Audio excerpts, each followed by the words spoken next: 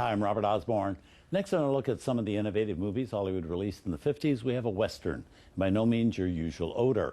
When one thinks of a good old-fashioned Western, very likely the image of somebody like John Wayne or Joel McCrea, maybe Randolph Scott, Roy Rogers pops into mind. Manly men riding the range, doing good deeds, and always doing the right thing. And many such men made good Westerns through the years. But our next film is of a different sort. It focuses on a conflict between two women who appear to be tough enough to flatten the Duke or Coop or Joel McCrea without batting an eye. In this case, the women are Joan Crawford and Mercedes McCambridge, and the film is Johnny Guitar. It was released by Republic Pictures in 1954, long after Joan Crawford's days of working at MGM and Warner Brothers. She was now a freelance actress, but she was still a big star, and she had just had one of the giant hits of her later career in a thriller called Sudden Fear.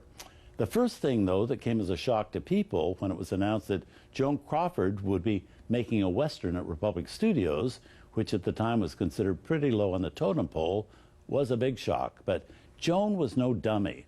She knew that finding a good story and a good director, in this case Nicholas Ray, and doing something which would cause a lot of talk was what was needed to keep her career on the front burner.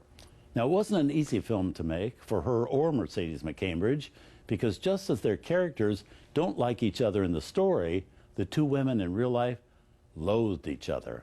Joan always wanted to be Queen Bee on her movie sets, and Mercedes McCambridge said she simply didn't like Queen Bees.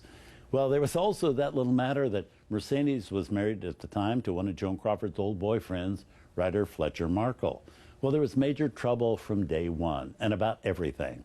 But the real-life hostility only adds to the more pepper to this movie. A hoot from start to finish it is, photographed, by the way, in Republic Studios' own color process, True Color.